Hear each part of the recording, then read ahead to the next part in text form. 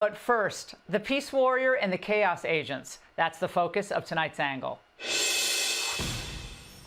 The peace warrior never stops. He's relentless. I just care about saving lives. But this will be number 9. But every time I solve one, they said, sir, if you solve one more, you're going to be known as a peacekeeper. Not even a week after his historic Middle East peace agreement, President Trump was back in the peace business again today. He chatted up Vladimir.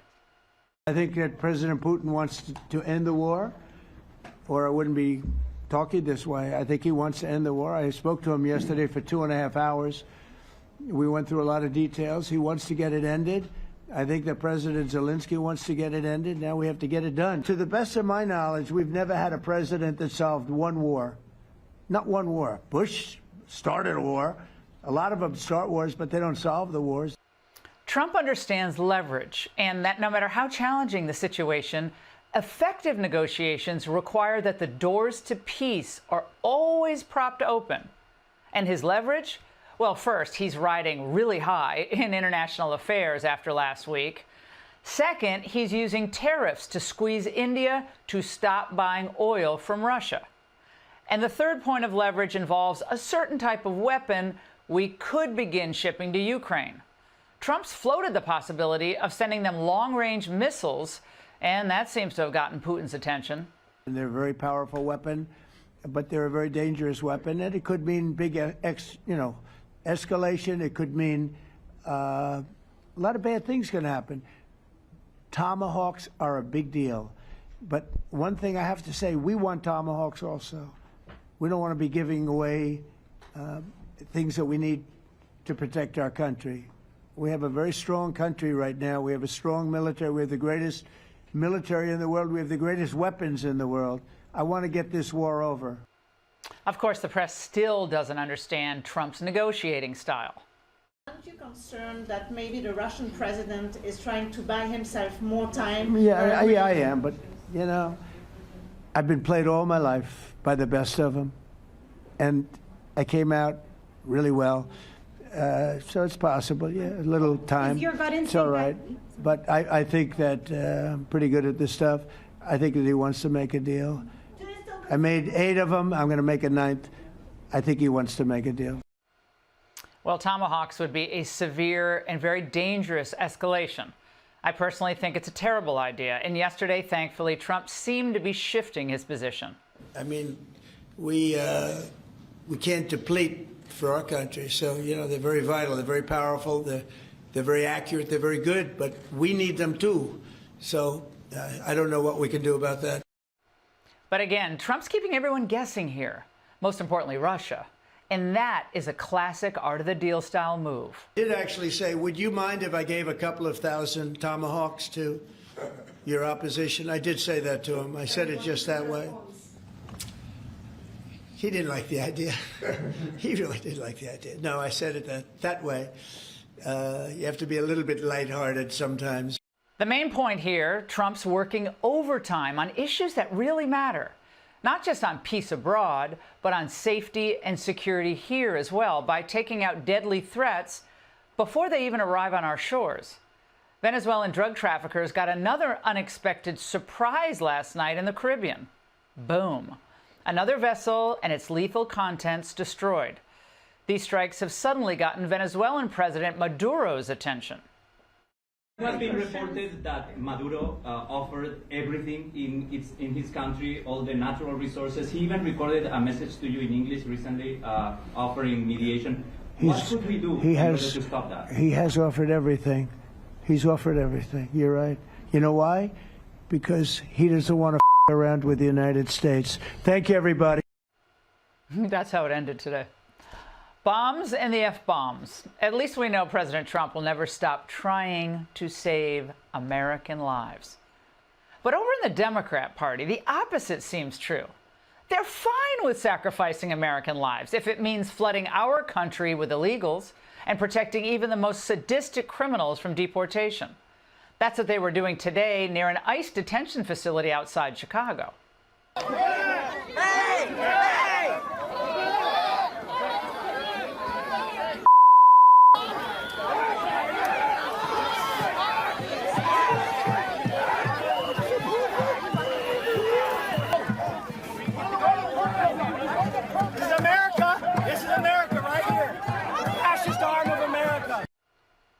still has the Hamas scarf. I love that. And the Mexican flag still flying. Nothing but perpetual agitation against law and order on the left. And of course, a perpetual agitation against an America they loathe. Because their ultimate goal, especially those who are funding these things, the takedown of the Trump administration. And as usual, their arguments are both tired and illogical. They tried the Trump's a dictator theme all last year and they lost huge. But they're still sticking with it. But how exactly is Donald Trump a threat to democracy? Because he's, what, tackling wasteful spending? Or removing illegals? Or reshoring manufacturing? Negotiating peace and trade deals? What? Of course, it's all goofy. Just like this weekend's coming attraction. More protest theater. Even supporters are kind of underselling it. I don't think you're going to walk away from this weekend and come to the conclusion that America doesn't care about the destruction of our democracy. To the extent that there aren't millions of people out there every single weekend, well, maybe that's because at times this year, Democratic elected officials haven't acted like the crisis is urgent. This is the first moment where Democrats are having a fight. No agenda, no leader. Unless you're inspired by this guy. No kings. A declaration of independence against the tyranny, against lawlessness in the context that there was no rule of law. It was the rule of king. And I think increasingly people are waking up to the rule of law in this country, increasingly appearing to be the rule of Don. Oh no, Gav, you're precious. No kings, no message. Democrats are always underestimating the common sense of the American voter. If Trump is such a threat to American stability, why is he more liked at this point in his second term than either Obama or Bush? My friends, Democrats are in a flat spin, and they can't turn out of it. And imagine the ride if Kamala were in the cockpit. But even when President Trump faces turbulence, he manages to rise above it and keep his eye on the horizon. And that's the angle. Trump had a very special visitor at the White House today, and we're not talking about Zelensky. Listen to this,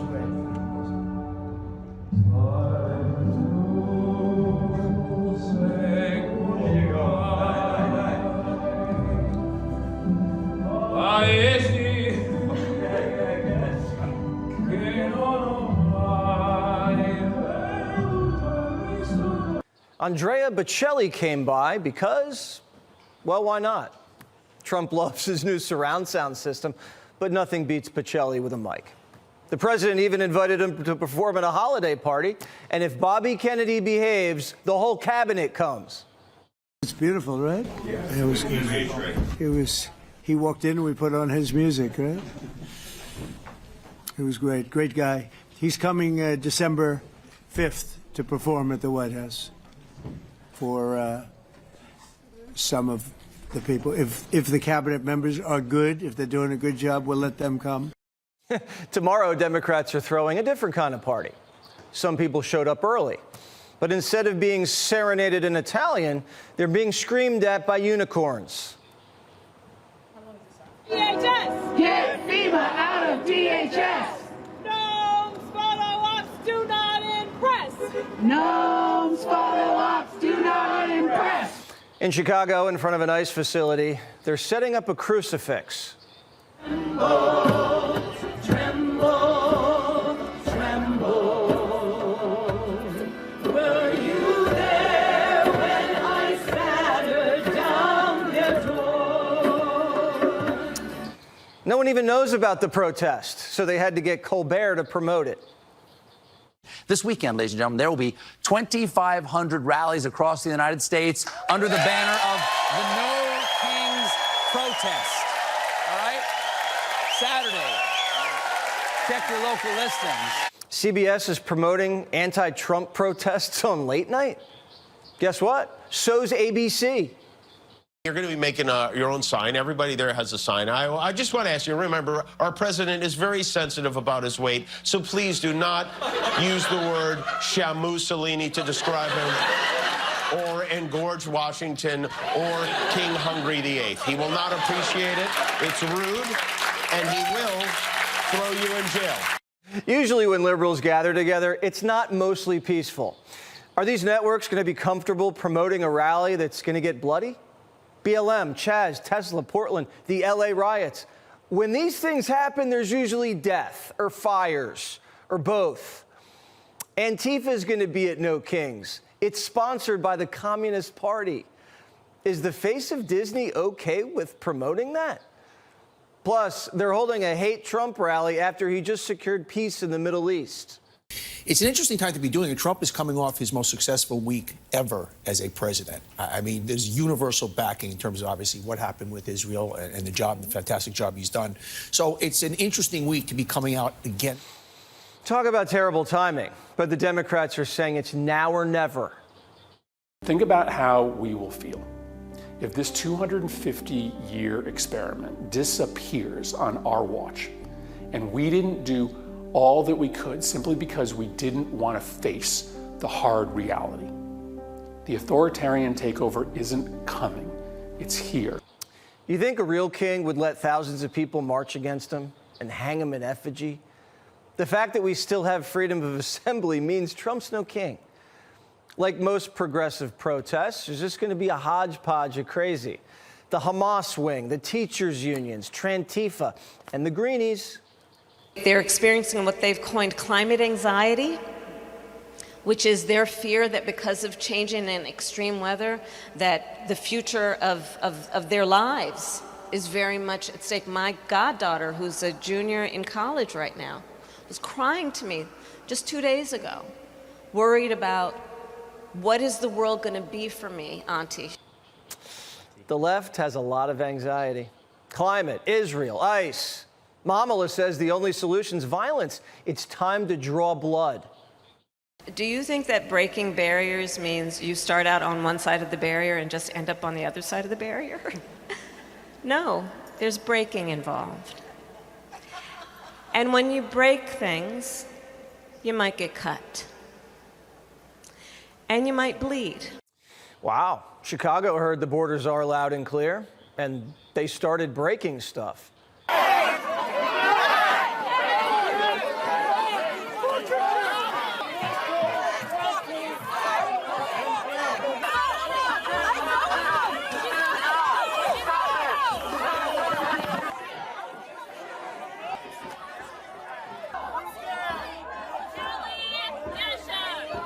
ICE is getting shot at, doxxed, rammed, assaulted, but Ribs doesn't care. He wants ICE behind bars and Miller in the chair. The people who serve for the president, including all the way down to ICE agents, can be held accountable when there's a change of administration who's willing to hold them accountable when they break the law. Now, Stephen Miller is clearly ordering people to break the law. Democrats have identified their enemies, not MS-13, whites in red states. I'm a white woman that has lived in a red state my entire life. And I can tell you, when I'm around white people, they test the racist water. They test it on people like you all the time. Democrats fought a civil war to protect their cheap labor, and now they're back for round two? And is this how the Democrats are going to win the next election, calling whites racist? They said going to the gym was racist. They saw racism on a bottle of syrup. They said this meant you hated blacks. Master bedroom, our hats, our music, our movies, our books, our statues, our founders. Even our butter was racist. But when they say they want to shoot us in the head twice, that's fine. A stick of butter is more offensive? Take this Democrat running for Senate in Maine. Graham Plattner once said, if people expect to fight fascism without a good semi-automatic rifle, they ought to do some reading of history. That guy seems a little scary. I don't think we should elect Democrats who keep saying they want to kill us. Maybe that's just me. Caroline Leavitt's had enough. The Democrat Party's main constituency are made up of Hamas terrorists, illegal aliens, and violent criminals. That got Hips Don't Lie Hakeem hot under the collar. Watch. Caroline Leavitt, who's sick, she's out of control. And I'm not sure whether she's just demented, ignorant, a stone cold liar, or all of the above. Hip should take off the sombrero and apologize. This whole thing's getting really nasty. We all have to chill out. Schumer's running outside of a dead pedophile's house. Speaker Johnson is more concerned about protecting what happened in here than what happens in here and in other clinics and hospitals around the country. Chuck's doing stand-ups outside Epstein's mansion. Seems a little desperate during a government shutdown. Chuck's been walking distance to Epstein's townhouse for decades, and now he's stalking it? Well, Chuck is, at the end of the line. He's being beaten by everybody that they poll against him. And, what he did is he did the right thing a couple of years ago on something like this. And he got hurt by his party.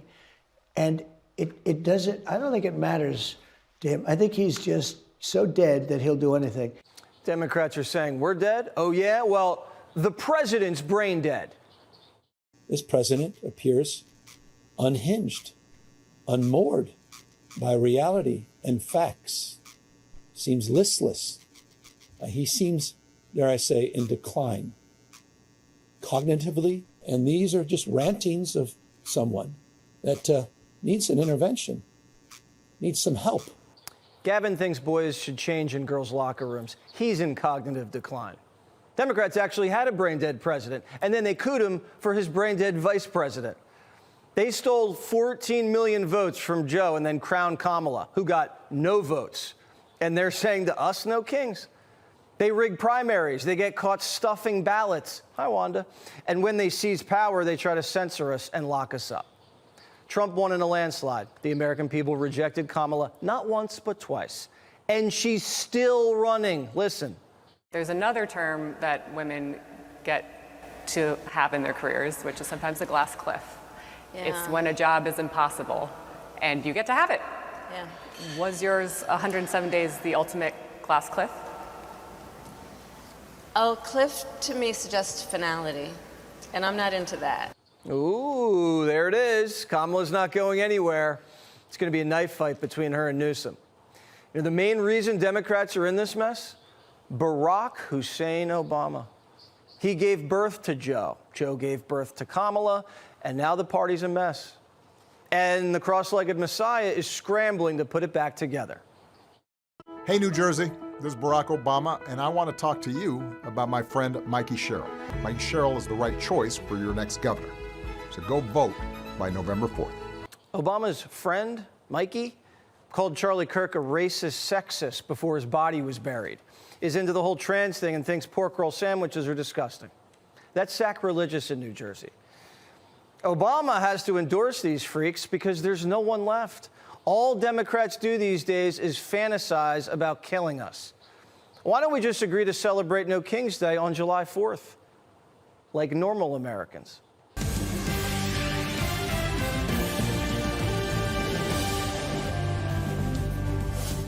And welcome to Hannity. And following yesterday's indictment, this morning, former National Security Advisor John Bolton, he pled not guilty to 18 counts of mishandling and sharing classified information. We've got the very latest coming up in just a moment. Also, during last night's New York City mayoral debate, both Andrew Cuomo and communist Marxist Mamdani refused to say they would support New York Governor Kathy Hochul's bid for re-election. This is big news. Take a look. Show of hands, who supports Kathy Hochul for re-election? It's a decision that should be made after this general election. So no decision. It was Cuomo. He's the one that selected Hochul to be his running mate, and Hochul just endorsed commie Marxist Mamdani for mayor. Now, Congresswoman Elise Stefanik, considered by many to be a real challenger to Hochul next November. She will join us coming up. Also, the ICE protests across the country have somehow now gotten even more bizarre. You decide.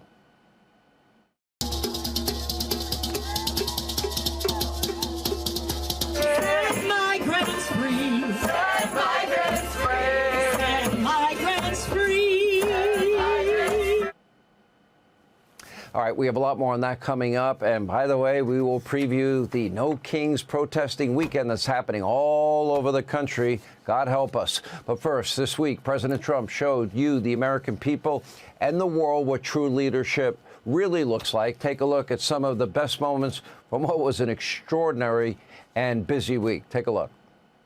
Over the past 2 years, I've met many of the families of the Israelis taken hostage and those that were taken hostage. Unbelievable. I've looked into their eyes. I've seen the worst nightmares of their suffering, but I've also seen something else, the beautiful love of the people, the love of people, frankly, that hold things together, the love that gives you the courage to carry on through thousands of years of persecution and repression. This is the day that people across the region and around the world have been working, striving, hoping, and praying for. Together we've achieved what everybody said was impossible. At long last, we have peace in the Middle East, and it's a very simple expression, peace in the Middle East, and we've heard it for many years, but nobody thought it could ever get there, and now we're there. In his final moments, Charlie testified to the greatness of America and to the glory of our Savior, with whom he now rests in heaven. He fought for free speech,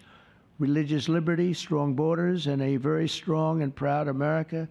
In everything he did, he put America first. Now, fresh off the heels of securing one of the most improbable and historic peace deals in modern history, President Trump hosted the Ukrainian President Zelensky at the White House today. He signaled progress towards yet another historic peace agreement, this time between Ukraine and Russia. Take a listen. We had a big call yesterday, as you know, with President Putin, and we'll be talking about it. President Zelensky of Ukraine has endured a lot. I mean, he really has. He's endured a lot, and we've endured it with him. To be honest, it's been a long time, and I think we're making great progress. So we're going to be talking about that today. We'll be talking about what took place yesterday with my phone call with President Putin, and I think that things are coming along pretty well. And while speaking with reporters, the president also issued a very strong warning to Venezuelan dictator Nicolas Maduro. Take a look. President, it has been reported that Maduro offered everything in his country, all the natural resources. He even recorded a message to you in English recently, offering mediation. What should we do in order to stop that? He has offered everything. He's offered everything. You're right. You know why? Because he doesn't want to around with the United States. Thank you, everybody.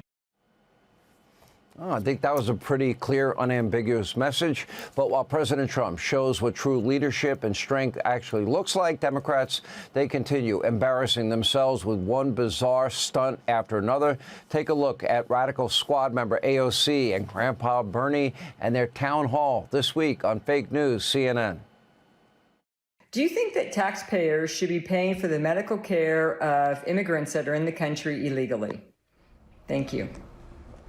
Well, we already know, and this is a common lie that Republicans have been repeating. We're sick of leaders who only want to spend their time talking about that instead of talking about real issues that affect our lives. Instead of talking about health care, instead of talking about wages, instead of talking about having air that's drinkable, air that's breathable and water that's drinkable. You tell me, think it's a good idea to give $1 trillion in tax breaks to the richest people in the country and then make massive cuts to health care for working class people? I think Chuck Schumer has voted for continuing resolutions 13 times in the last 4 years, and he has the opportunity to vote for one again, but he's refusing to come to the table. I think, look. You know what this country looked like before the EPA? Rivers in rural areas were on fire because of corporations poisoning the people who lived in those areas. Are you saying that Senator Schumer should not be worried about a primary challenge from you? All right. No. Let me jump in on this one. This is what we're talking about. That's exactly what we're talking about. This is what we're talking about. You have a country that is falling apart. There is your leadership of the modern, radical, extreme Democratic Socialist Party. Democrats now have repeatedly voted against reopening the government. By the way, they don't even want to help fund the military. as they have now refused literally to cave in on their insane demands. $1.5 trillion, refund NPR, refund PBS, $200 billion for health care for illegals. By the way, something that President Trump told our own Fox News' Maria Bartiromo. It's a huge mistake. They may want to pay attention. Take a look. Chuck is, at the end of the line. He's being beaten by everybody that they poll against him. And, what he did is he did the right thing a couple of years ago on something like this. And he got hurt by his party. And it doesn't, I don't think it matters to him. I think he's just so dead that he'll do anything. I think they could just stay out forever. I mean, to be honest with you. Now, what we're doing is we're cutting Democrat programs that we didn't want because, they made one mistake. They didn't realize that gives me the right to cut programs that Republicans never wanted, giveaways, welfare programs, et cetera. And we're doing that, and we're cutting them permanently. And as Democrats embarrass themselves with one bizarre performative stunt, one after another, Senate Majority Leader Thune ripped into the left for their latest stunts. He told FoxNews.com in an interview, quote, "I think there's a ton of dysfunction in the Democratic caucus, and I think this rally this weekend is triggering a lot of this." So how are Democrats trying to spin their shutdown disaster? They, of course, they want to blame Trump, blame Republicans, despite the fact they are the ones voting to shut down the government. The Republicans, they want a clean CR, keep government spending at current levels while they negotiate. And they're telling you not to believe your lying eyes. In other words, they think we're stupid. Listen to what House Minority Leader Hakeem Jeffries had to say. We need to reopen the government, and we need to reopen the government now. Part of the problem is that House Republicans are nowhere to be found. Literally have been on vacation for 3 consecutive weeks, have canceled votes for 3 consecutive weeks. They are in the Legislative Witness Protection Program. Somebody tell this guy the House already passed the CR. Now, make no mistake, shutting down the government goes against every single solitary position that Chucky Schumer has taken throughout his entire political career, hence the Schumer shutdown. So what's changed? He is scared to death of this new radical base, the Squad, and AOC, and Jasmine Crockett, Grandpa Bernie, Pocahontas. He is desperately trying to appease all of them to cling on to perceived power. He has none. They're in charge. He is leader in name only. The radical base organizing more, these No Kings protests all across the country tomorrow. By the way, I have a bad feeling about this, and I hope I'm wrong, one of which Chucky is actually attending. I'm sure he's going to be well received. Take a listen. The vast majority of Americans want to preserve this democracy, and the No Kings rally says that in a very strong way. I will join the marchers to celebrate what makes this country so great. Well, I haven't finalized my schedule for the weekend, given the sensitivities around the government shutdown. But I support the right of every single American to participate in the rallies that are going to take place this week. And showing up to express dissent against an out-of-control administration, that's as American as motherhood, baseball, and apple pie. Now, yesterday, the White House Press Secretary Caroline Leavitt called out Democrats for their unwavering allegiance to this new radical wing of the Democratic Party. Take a look. The Democrat Party's main constituency are made up of Hamas terrorists, illegal aliens, and violent criminals. That is who the Democrat Party is catering to, not the Trump administration and not the White House and not the Republican Party, who is standing up for law-abiding Americans, not just across the country, but around the world. Now, these comments prompted this unhinged meltdown from the House Minority Leader, Hakeem Jeffries. Take a look. We got Caroline Leavitt, who's sick. She's out of control. And I'm not sure whether she's just demented, ignorant, a stone-cold liar, or all of the above. But the notion that an official White House spokesperson would say that the Democratic Party consists of terrorists, violent criminals, and undocumented immigrants. This makes no sense. that this is what the American people are getting from the Trump administration in the middle of a shutdown. Hey, Sean Hannity here. Hey, click here to subscribe to Fox News YouTube page and catch our hottest interviews and most compelling analysis. You will not get it anywhere else.